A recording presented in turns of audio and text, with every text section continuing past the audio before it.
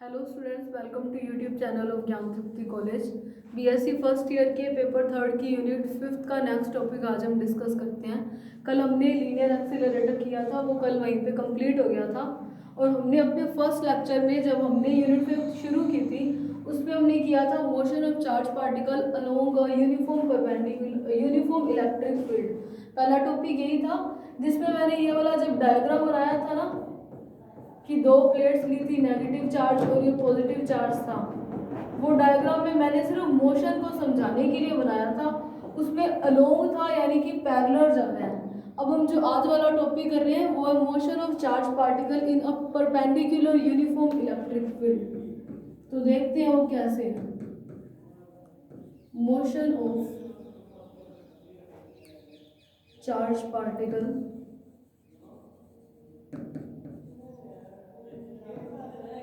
in perpendicular uniform electric field. मतलब electric field कैसा है, जो एक समान है, और परपेंडिकुलर मतलब जो चार्ज पार्टिकल होगा वो उसके परपेंडिकुलर किसके इलेक्ट्रिक फील्ड के परपेंडिकुलर डायरेक्शन में आएगा। कैसे?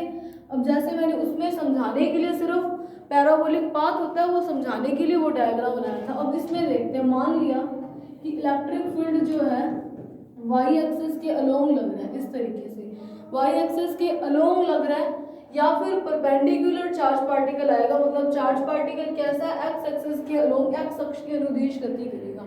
तो मैंने मान लिया कि पार्टिकल तो एक्स एक्सिस के अलोंग आ रहा है और यूनिफॉर्म जो इलेक्ट्रिक फील्ड है वो वाई एक्सिस की है, तो ये परपेंडिकुलर हो गया।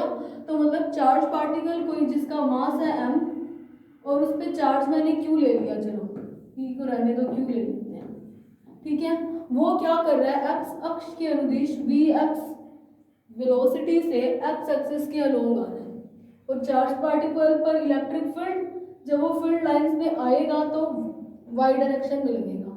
तो मैंने क्या मान लिया कि इस तरीके से इसको, चलो ऐसे ही जाने, मैंने मान लिया कि यहाँ पे कोई स्क्रीन है, ये मैंने मान लिया पॉइंट ओ, ठीक है। पहले हम क्या कर रहे हैं कि जो चार्ज पार्टिकल है वो यहाँ से इस पॉइंट से इस इलेक्ट्रिक फील्ड लाइंस में या इलेक्ट्रिक फील्ड में वी एक्स वेलोसिटी से एम मास का चार्ज पार्टिकल है वो एंटर करता है। अगर मान लो इस वाले चार्ज पार्टिकल के ऊपर कोई भी इलेक्ट्रिक फील्ड काम नहीं कर रहा है तो वो क्या आएगा और इसी डायरेक्शन में, मतलब एक स्ट्रेट लाइन में सीधी रेखा में मूव करेगा एक्स अक्ष के अनुदिश, और पॉइंट ओ पे हम पार्टिकल को पहुंचाना चाहते हैं तो वहां पहुंच जाएगा चार्ज पार्टिकल। लेकिन हमने क्या कर दिया, सारी डायरेक्शन में है तो पूरा यहाँ तक पूरा इलेक्ट्रिक फील्ड लगा हुआ है, इतनी डायरेक्शन में मैंने दिखाया सिर्फ एक लाइन से कि इलेक्ट्रिक फील्ड जो है इस डायरेक्शन में वाई एक्सिस के अलोंग काम कर रहा है, ठीक है।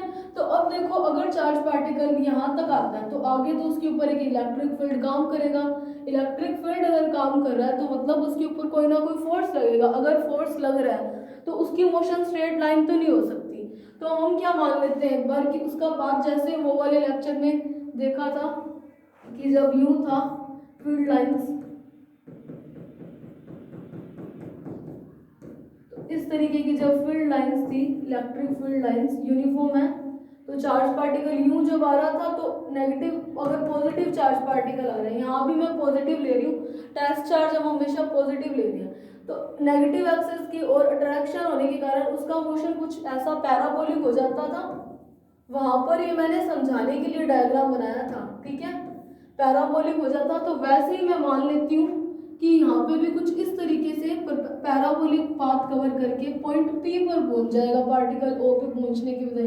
ऐसा ही होगा क्योंकि अगर इलेक्ट्रिक फील्ड ऊपर की ओर है तो मतलब अगर पॉजिटिव चार्ज पार्टिकल है तो नीचे वाली प्लेट पे ऑब्वियस है पॉजिटिव चार्ज ही होगा और ऊपर वाली पे negative. Positive charge particle enter करेगा तो ये वाला पॉजिटिव इसको रिपल करेगा तो ऊपर की ओर जाएगा, और ये नेगेटिव इसको अट्रैक्ट करेगा तो उसका मोशन इस तरीके से हो जाएगा। तो मैंने मान लिया कि ये इस तरीके से आता है, यहाँ पे पैराबोलिक है पर मैंने पैराबोलिक की बजाय मैंने इस तरीके से शो कर दिया, ठीक है। तो मान लिया कि उसने कैपिटल वाई डिस्टेंस ट्रेवल कर ली, हमें पहुंचाना ओ पे था, पहुंच वो कहाँ गया, इलेक्ट्रिक फील्ड के कारण उसके ऊपर जो फोर्स लग रहा है इस फील्ड के कारण वो पी पे पहुंच चुके हैं पार्टिकल। तो देखो क्या होगा, मैंने मान लिया कि ये पार्टिकल को मैं किसी ये पॉइंट पे मैंने मान लिया कि स्मॉल y डिस्टेंस है, ठीक है, और इतनी मैंने लेंथ मान ली स्मॉल l। तो मान लिया कि उसने इतना, और ये मैंने मान लिया कि इसकी आधी, इसको मैं इस तरीके से शो कर दी हूँ, एक सेकंड,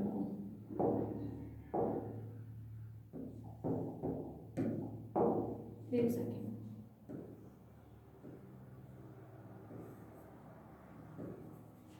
मैंने मान लिया कि यहाँ पे कोई एक लेंथ है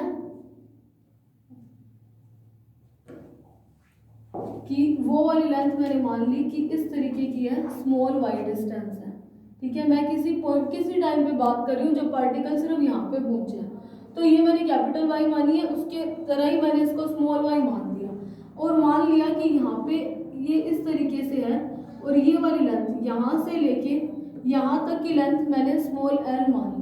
अगर आप ये वाली लेंथ नहीं कंसिडर करते, आप डायरेक्ट भी करते हो, तो मैं आपको बताऊंगी कितना करने पे भी कंप्लीट हो जाएगा, पर मैं आपको आपकी बुक की तरह इसलिए करवा रही हूँ क्योंकि इससे जो फॉर्मूला बनेगा वो आपके आगे वाले टॉपिक में यूज होगा। अगर आप ये स्मॉल y और ये डिस्टेंस ना बना करके डायरेक्ट भी करते हो, डायरेक्ट कैसे करोगे, ये वाला डायग्राम बना करके इस तरीके से डायग्राम बना दीजिएगा और शो कर दीजिएगा कि यहाँ पे कोई चार्ज पार्टिकल m मास का q है, positive charge particle vx velocity से आ रहा है, तो उसका मोशन इस तरीके के हो जाएगा। ये वाला डायग्राम बनाकर करोगे तो भी चलेगा, ये वाला बना के मैं इसलिए कर रही हूँ क्योंकि यहाँ से एक फॉर्मूला बनेगा, वो आपका आगे वाले टॉपिक में यूज होगा। तो अगर आप, मैं जब आगे करूँगी तो आपको पता चलेगा कि अगर ये वाला डायग्राम बना रहे हो तो आपको कितने तक करना सफिशिएंट रहेगा, ठीक है। तो मैंने दोनों ही डायग्राम बना दिए। तो देखो मैं क्या मान लेती हूँ कि चार्ज पार्टिकल जो है,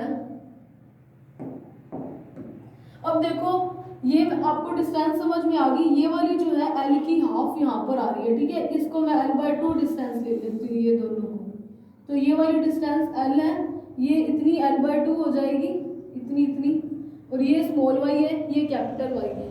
तो अब आपको न्यूटन के गति की समीकरण पता होंगी तीनों, वो कौन सी होती है, v is to u plus at और s is to ut plus half at square, v square is to u square plus 2as।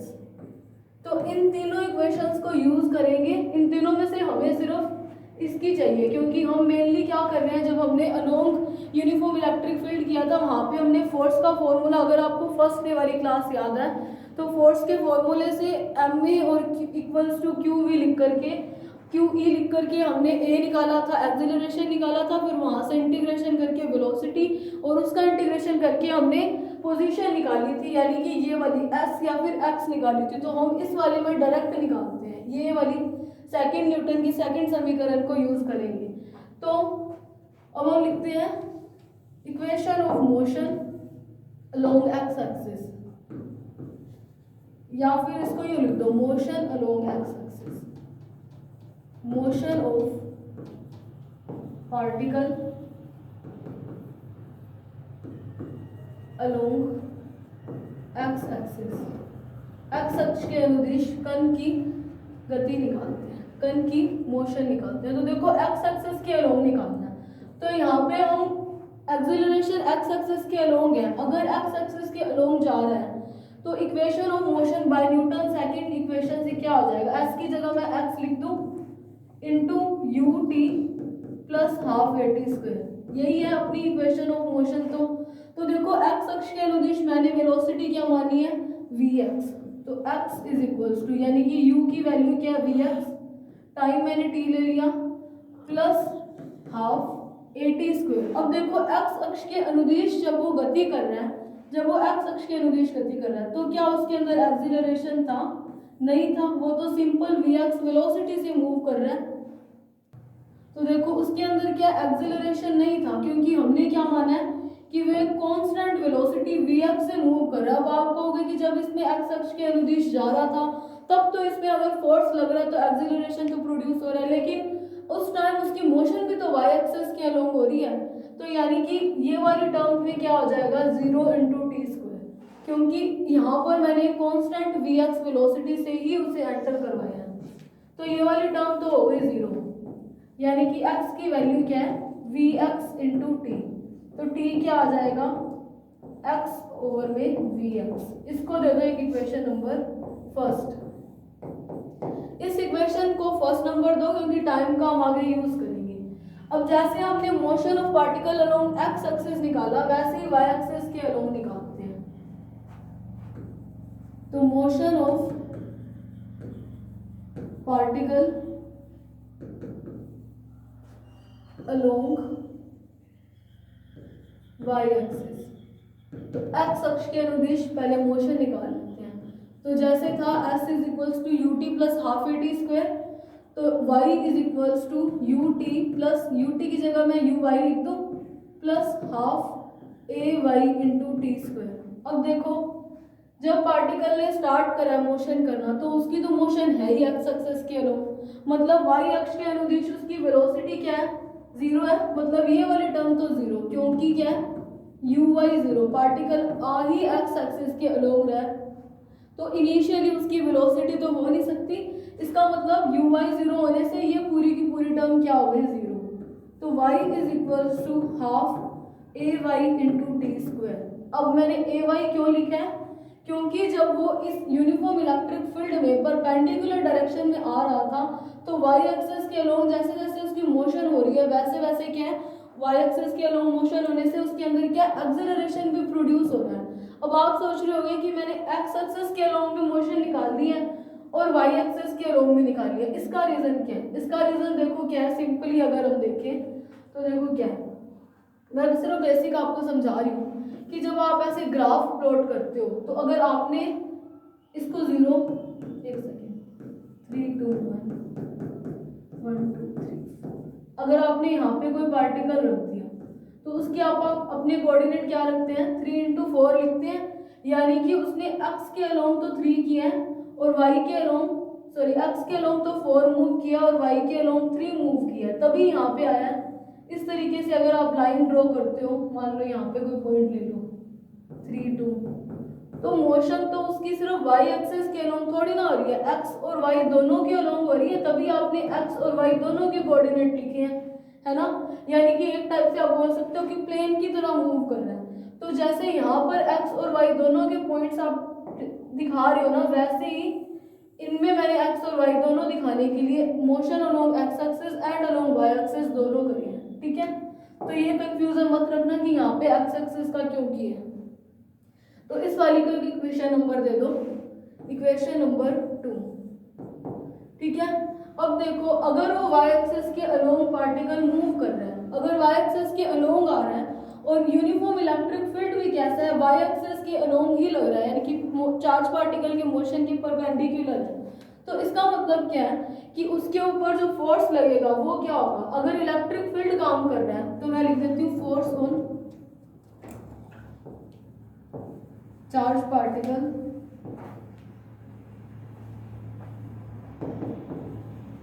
Due to uniform electric field, यानी कि एक समान विद्युत क्षेत्र के कारण जो चार्ज पार्टिकल पर फोर्स लग रहा है वो कौन सा होगा। अगर इलेक्ट्रिक फील्ड में मूव करता है तो फोर्स में इलेक्ट्रिक फील्ड भी कंसीडर करें। तो देखो फोर्स क्या आ जाएगा, फोर्स देखो क्या आ जाएगा, अगर वो इलेक्ट्रिक फील्ड में आ रहा है तो Q इंटू ई हो जाएगा। और एक आपको फोर्स पता है, ई की जगह मैं ई वाई लिख रही हूँ क्योंकि हमने यहाँ पर ई वाई लिखा हुआ है, ठीक है। एक आपको क्या पता है फोर्स होता है क्या है, मास इंटू एक्सिलरेशन, तो ए वाई लिख दिया क्योंकि एक्सिलरेशन भी वाई एक्सिस के अलोंग जब मूव कर रहा था तभी आ रहा था। तो यहाँ से मैं ए वाई की वैल्यू निकाल सकती हूँ, क्यू ई ओवर में एम, ई वाई ओवर में एम। इसको दे दो इक्वेशन नंबर 3।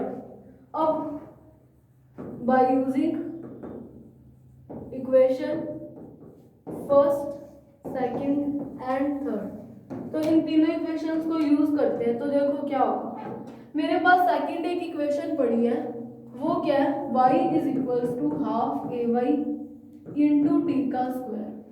तो मेरे पास इक्वेशन फर्स्ट में t की वैल्यू पड़ी है x ओवर में वी एक्स, तो वो पुट कर सकते हैं। और मेरे पास इक्वेशन थर्ड में ए वाई की वैल्यू पड़ी है, तो वो वाली इक्वेशन भी क्या पुट कर देते हैं। तो y क्या आया, हाफ इंटू क्यू ई वाई ओवर में एम डॉट टी क्या है, एक्स ओवर में वी एक्स का स्क्वायर। तो ये हो गया वाई की equation of motion.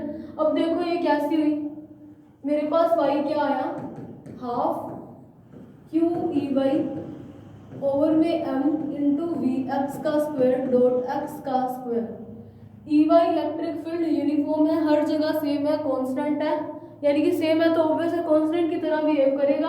Q charge particle पे चार्ज है, एम उसका मास, वी एक्स जिस कांस्टेंट वेलोसिटी से वो एक्स एक्सिस के अलोंग मूव करता हुआ इलेक्ट्रिक फील्ड लाइंस में एंटर कर रहा है वो वेलोसिटी थी। टू ऑब्वियस है कांस्टेंट है, ये सारी की सारी टर्म कांस्टेंट है। चेंज क्या हो रहा था, एक एक्स स्क्वायर, तो मैं इसको या फिर चेंज क्या हो रहा था ऐसा मत मानो, इसको ये क्या मान सकते हैं कि ये किस तरीके की इक्वेशन बन रही है। अगर मैं इसको के लेट करूं तो ये कैसा बन रहा है, y किसके प्रोपोर्शनल हो सकता है, y के एक्स स्क्वायर की तरह बन रहा है, जो कि किसकी इक्वेशन होती है, पैराबोला की। तो इससे पता चलता है कि मोशन ऑफ चार्ज पार्टिकल जो है अगर वो इलेक्ट्रिक फील्ड लाइंस में एंटर करता है तो उसकी अगर अपने एक्स और टी के बीच में ग्राफ बनाए तो वो कुछ ऐसा सा बन जाता है, पैराबोलिक।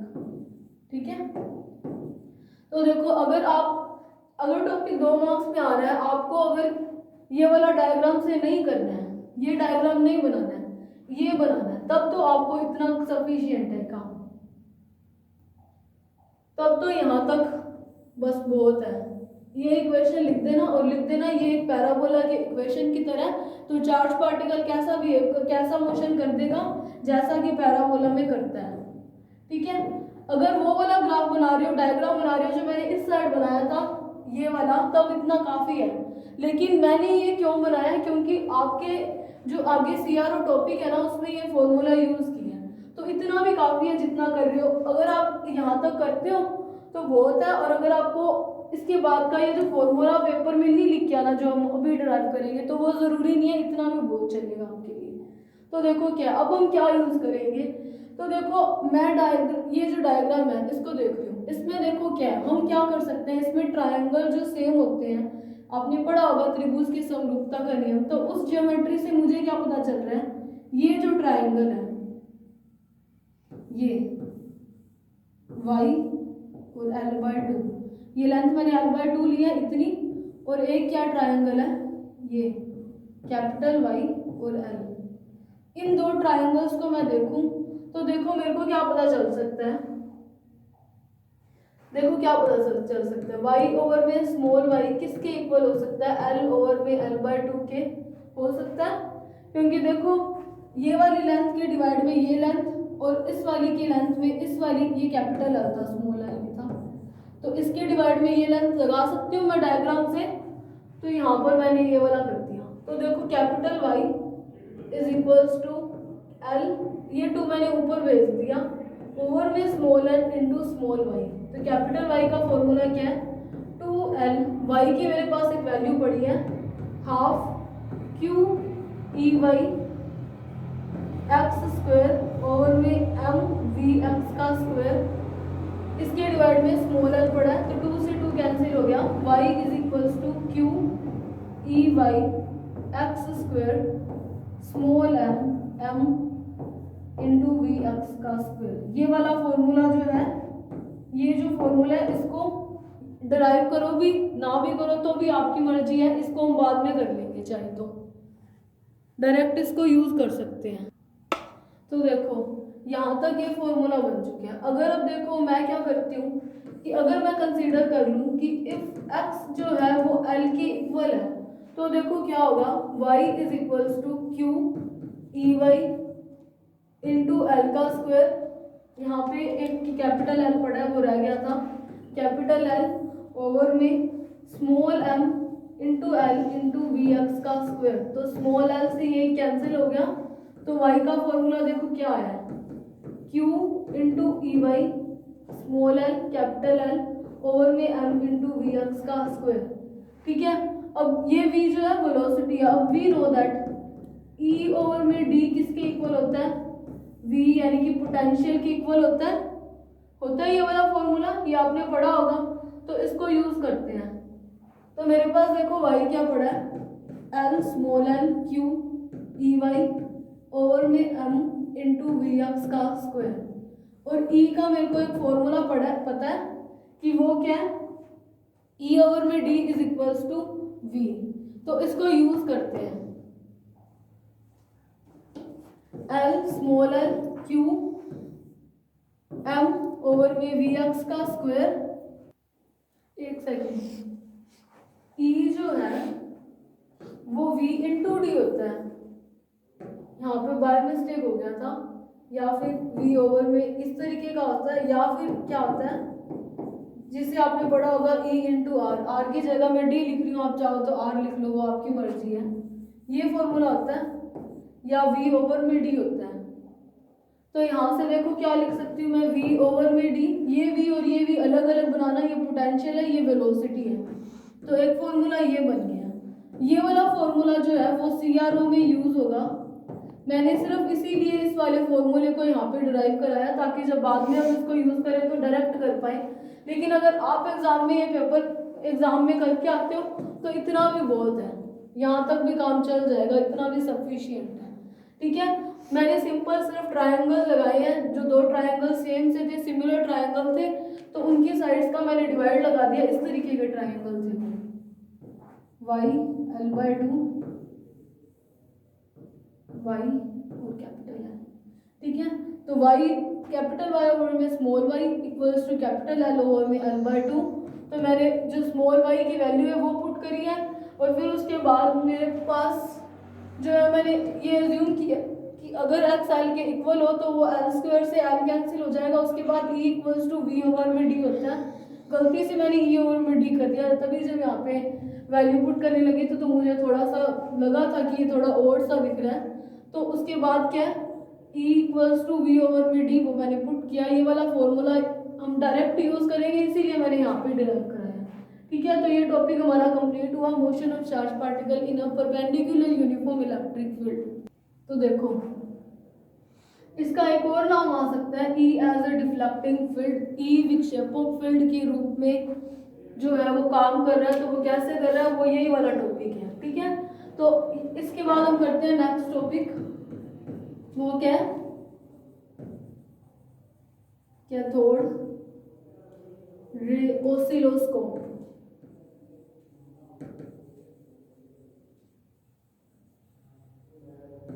CRO, कैथोड किरण दोलन, आई थिंक हिंदी में यही बोलते हैं, कैथोड रे ऑसिलोस्कोप CRO जो है हम इसको पढ़ेंगे। ठीक है, CRO होता क्या है, आई थिंक आपने शायद ये अपैरेटस नहीं देखा होगा।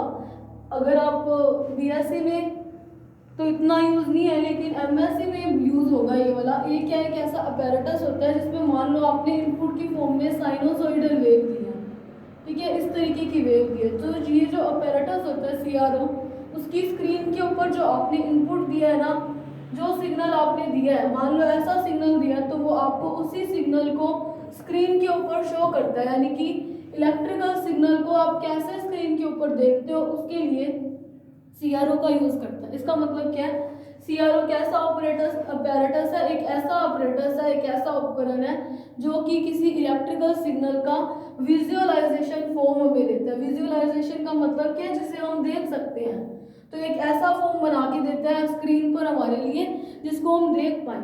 तो अगर आपने मान लो साइनोसॉइडल वेव दी है तो साइनोसॉइडल मिल जाती है। अगर आपने ऐसे स्क्वायर वेव दी है इस तरीके की, तो स्क्रीन पे इसी तरीके की वेव का विजुअलाइजेशन हो जाता है। ठीक है, तो जैसा सिग्नल आपने दिया है उसको स्क्रीन पर कैसा देखना है, या इलेक्ट्रिकल सिग्नल्स का विजुअलाइजेशन करने के लिए CRO का यूज किया जाता है। ठीक है, तो CRO देखो किस तरीके का है, इसकी अपने पहले कंस्ट्रक्शन देखते हैं। और ये वाले जो अपैरेटस है ना, ये मेनली मिल जाते हैं लैब्स में।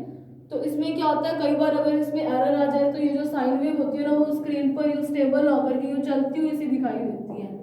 कई बार सिग्नल लॉस होने के कारण इनके एम्पलीट्यूड और फ्रीक्वेंसीज चेंज हो जाती हैं। तो ऐसे सिग्नल्स को अपने देखते हैं CRO पर, जिनका स्क्रीन पे विजुअलाइजेशन करें। तो कैसी होती है इसकी कंस्ट्रक्शन,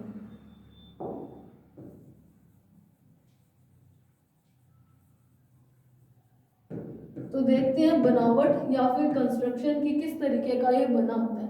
CRO में हम बेसिकली इलेक्ट्रॉन बीम का यूज करेंगे वैसे, इलेक्ट्रॉन बीम जो होगी वो स्क्रीन पे जब स्ट्राइक करेगी तो लाइट के स्पॉट मिल जाएंगे, तो उसी से ही विजुअलाइजेशन होगा। इलेक्ट्रॉन बीम के यूज करने का भी रीजन है, वो क्या रीजन है कि इलेक्ट्रॉन जो है उसका मास कम होने के कारण ये जल्दी से क्या हो जाता है, मतलब कम फोर्स देने पे भी ये ज़्यादा एक्सीलरेट हो सकता है, मतलब ज़्यादा एनर्जी प्रोड्यूस करता है।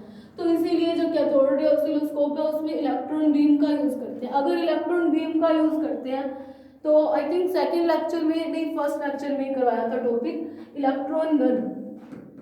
अगर वो वाला याद है आपको टॉपिक, वो आपने क्लास देखी है, तो आपको पता होगी कि इलेक्ट्रॉन बीम कैसे प्रोड्यूस हुई। और सीआरओ का एक पार्ट में इलेक्ट्रॉन बीम भी इलेक्ट्रॉन गन भी पढ़ी जाती है, तो जिसने अगर नहीं देखी तो अभी भी कर सकते हैं।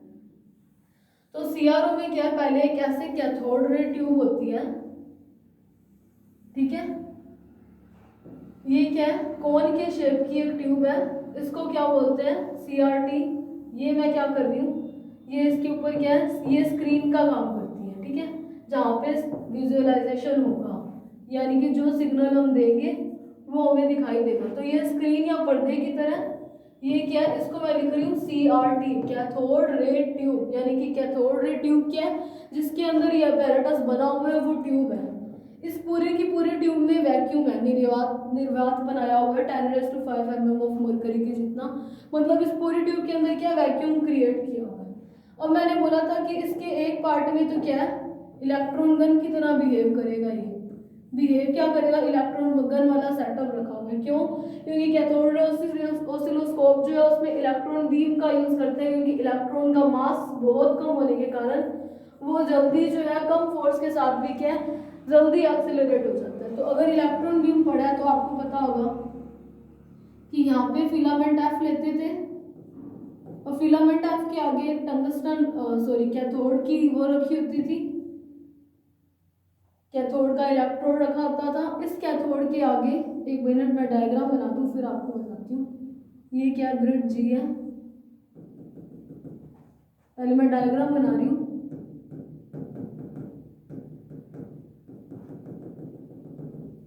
ठीक है, यहाँ पर क्या है, ये दो इलेक्ट्रोड्स रखे हुए हैं, ये एक और इलेक्ट्रोड है, ये दो इलेक्ट्रोड्स हो गए। इसके ऊपर क्या है, इस तरीके की एक प्लेट रखी हुई है,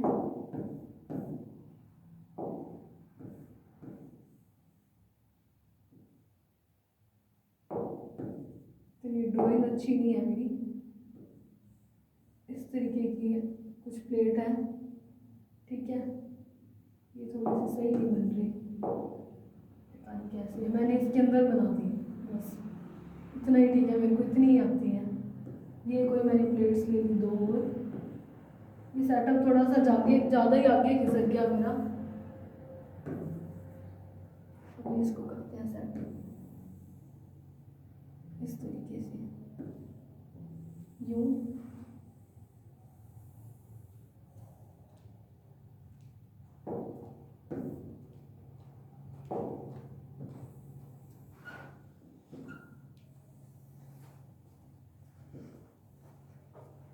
ये थोड़ा सा ये स्पेस ज़्यादा है,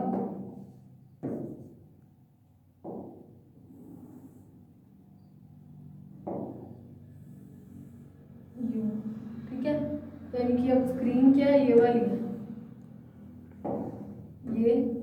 ये कैथोड रे ट्यूब है, यहाँ पे क्या है, जिंक सल्फाइड का कोटिंग की होती है, ZnS की कोटिंग किस लिए किया कि जो यहाँ पर इलेक्ट्रॉन बीम आके यहाँ पे स्ट्राइक करेगी स्क्रीन पे, जरूरी नहीं है ये सीधी स्ट्राइक करे, हो सकता है कि ऊपर नीचे भी करे, क्योंकि ऐसा तो नहीं है स्क्रीन पे सिर्फ सेंटर में ही अपने को एक्स एक्सिस के अलोंग ही सारी की सारी वेव बन जाएगी।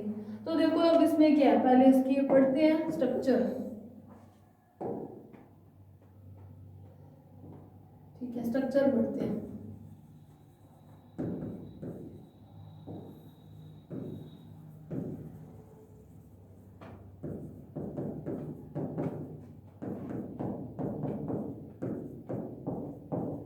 तो देखो इसमें क्या है, देखो अगर आपने इलेक्ट्रॉन गन पढ़ा तो यहाँ पर इतना तो आपको पता चल गया होगा कि ये जो इतना इतना सा पार्ट है इलेक्ट्रॉन गन की तरह काम कर रहा है कुछ, कैसे काम कर रहा है। इलेक्ट्रॉन गन में हमने क्या किया था, एक सेकंड रुको, यहाँ पे अपने लिख ही देते हैं कि ये क्या है, इलेक्ट्रॉन गन कैसे है। देखो सबसे पहले हम क्या कर रहे हैं, कैथोड रे ऑसिलोस्कोप की कंस्ट्रक्शन देखते हैं। इसमें क्या है, ये एक कैथोड रे ट्यूब है जिसके अंदर वैक्यूम क्रिएट किया हुआ है। ये स्क्रीन है, इस स्क्रीन के ऊपर क्या है, जिंक सल्फाइड का कोटिंग की हुई है ताकि जैसे इलेक्ट्रॉन बीम यहाँ पे स्ट्राइक करे तो स्पॉट जो है वो ब्राइट बने।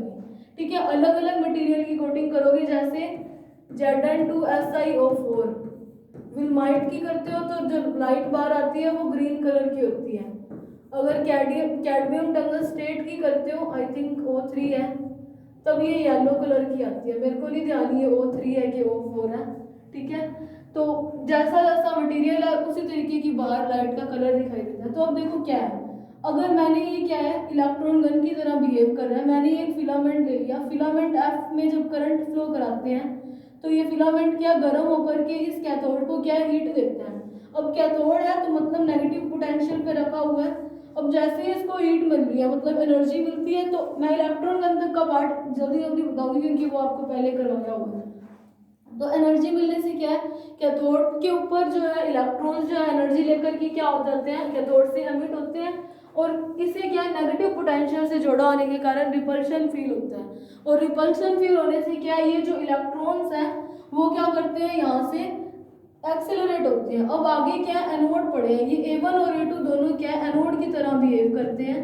अब अगर ये एनोड की तरह बिहेव करते हैं तो मतलब ये पॉजिटिव पोटेंशियल पर रखे हुए हैं तभी एनोड है। और अगर नेगेटिव चार्ज इलेक्ट्रॉन्स आगे आ रहे हैं और पॉजिटिव पोटेंशियल पे ये पड़ा है तो ये क्या करता है, उसको क्या करता है, अट्रैक्ट करता है। और ये जो डिस्टेंस है इन दोनों के बीच में, प्लेट्स के बीच में बहुत कम है, तो ये क्या करता है, इस इलेक्ट्रॉन बीम को फोकस करता है स्क्रीन की ओर। फोकस ही कर रहा है, देखो नैरो बीम बना रहा है, तो जितनी ज़्यादा नैरो होगी उसकी फोकस करने की पावर जो है वो उतनी ज़्यादा होगी। अब इस कैथोड के चारों ओर एक ग्रिड जी लगाई होती है। ये ग्रिड जी क्या करता है, ग्रिड जी को भी क्या है, नेगेटिव पोटेंशियल पर रखा गया है। नेगेटिव पोटेंशियल पर रखा है तो ग्रिड जी को, अगर नेगेटिव पोटेंशियल की वैल्यू बहुत ज़्यादा हो जाए, हाई हो गई, तो इलेक्ट्रॉन्स को उतना ही ज़्यादा रिपल्शन फोर्स मिलेगा, मतलब उतने ही नंबर में इलेक्ट्रॉन जो है एमिट होंगे। तो जितने ज़्यादा इलेक्ट्रॉन्स एमिट होंगे इस ग्रिड जी से, जितनी ज़्यादा वोल्टेज अप्लाई करोगे नेगेटिव में, उतने ही इलेक्ट्रॉनों को रिपल्शन फोर्स ज़्यादा मिल रहा है। तो रिपल्शन फोर्स ज़्यादा मिलने से इलेक्ट्रॉन्स जो है वो ज़्यादा अमाउंट में एमिट होंगे। और देखो आपने पढ़ा होगा इंटेंसिटी जो है, जो लाइट की तीव्रता होती है वो क्या है, नंबर ऑफ इलेक्ट्रॉन्स या जो चार्ज पार्टिकल्स हैं उनके प्रोपोर्शनल होता है। तो जितने ज़्यादा इलेक्ट्रॉन्स एमिट होंगे उतनी ही ज़्यादा क्या लाइट की इंटेंसिटी बढ़ेगी। तो ग्रिड जी क्या काम करता है, उस लाइट की इंटेंसिटी को क्या कंट्रोल करने का काम करता है। और ये ग्रिड जी क्या है, इस कैथोड के चारों ओर सिलेंड्रिकल फॉर्म में लगी होती है। तो ग्रिड जी का काम पता चलेगा, नेगेटिव पोटेंशियल पे है, ये क्या करता है, इलेक्ट्रॉन्स के नंबर को क्या करता है, कंट्रोल करने की काम करता है ताकि लाइट की इंटेंसिटी कंट्रोल हो। और ये वाला इतना पार्ट क्या है, इन एनोड को फोकसिंग एनोड्स भी बोलते हैं या फोकस करने वाले इलेक्ट्रोड्स भी बोलते हैं, क्योंकि यहाँ से जो इलेक्ट्रॉन बीम निकली है इसको ये नैरो करता है, और नैरो ज़्यादा करेगा तो ये उतना ही ज़्यादा फोकस करेगा। तो ये वाला काम तो इलेक्ट्रॉन गन का था, इसीलिए मैंने इसको थोड़ा फास्टली बताया क्योंकि ये टॉपिक पहले किया हुआ है। तो देखो ये दो मैंने, इसके बाद क्या किया था, इलेक्ट्रॉन गन के बाद दो प्लेट्स लगाई हुई है। ये क्या है, प्लेट्स के दो प्लेट हैं, ये क्या है, प्लेट्स हैं। जो X1 और X2 प्लेट है उस पेयर को बोलते हैं,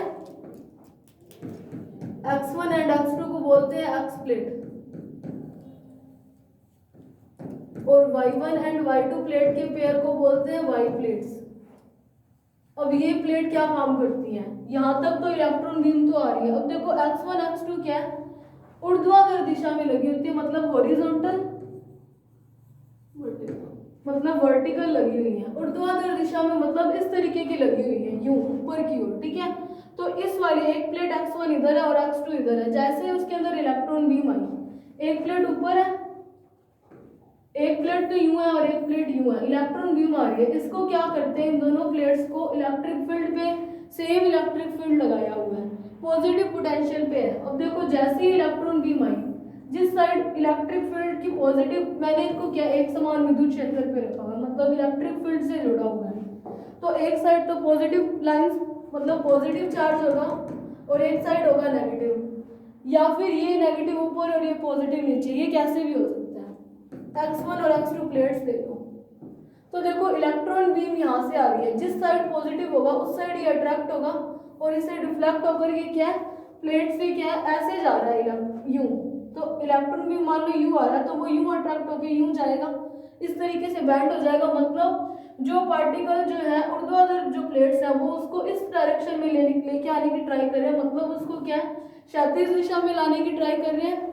और वैसे ही प्लेट y1 एंड y2 है, y1 y2 मान लो यूं पड़ी है, ठीक है, तो जैसे ही यहाँ पर आ रहा है तो उससे ऐसे अट्रैक्ट होकर के यूं जाएगा, मतलब जो सीधा जा रहा था उनको नीचे की डायरेक्शन में या ऊपर की डायरेक्शन में करने का काम कर रहे हैं ऊर्ध्वाधर दिशा में। मतलब अगर कोई प्लेट्स x1 और x2 ऊर्ध्वाधर प्लेट है तो वो उसको क्षैतिज डायरेक्शन में लेके जाने की ट्राई करेगी, और जो y1 प्लेट है वो क्षैतिज दिशा में रखी हुई है तो वो इलेक्ट्रॉन बीम को ऊर्ध्वाधर दिशा में ले जाएगा। अब देखो ऊर्ध्वाधर दिशा, क्षैतिज दिशा और इस एक्सिस के अलोंग दोनों डायरेक्शन में जा रहे हैं, तभी इस पूरे स्क्रीन पे आपको विजुअलाइजेशन मिलेगा, ठीक है। इन प्लेट्स का काम आपको पता चल गया, ये कर क्या रहे हैं, बेसिकली इलेक्ट्रॉन बीम जो है उनको क्या कर रहे हैं, क्षैतिज और ऊर्ध्वाधर दिशा में विक्षेपित कर रहे हैं, और जैसे ही स्क्रीन पे आती है वो इलेक्ट्रॉन बीम्स जैसे स्ट्राइक करेगा तो एक स्पॉट बन जाएगा, वहाँ पे क्या स्क्रीन पे विजुअलाइजेशन हो जाएगा। ये सिर्फ इसकी कंस्ट्रक्शन है, इलेक्ट्रॉन बीम तक आपको पता है। उसके बाद मैंने ये दोनों प्लेट्स का भी काम आपको बता दिया। इसके बाद इसकी प्रिंसिपल और इसकी वर्किंग पढ़ी है, वो हम अपने आने वाले लेक्चर्स में नेक्स्ट लेक्चर में करेंगे। सो आज के लिए इतना ही, बाकी हम अपने नेक्स्ट लेक्चर में करेंगे। So thank you for watching this lecture.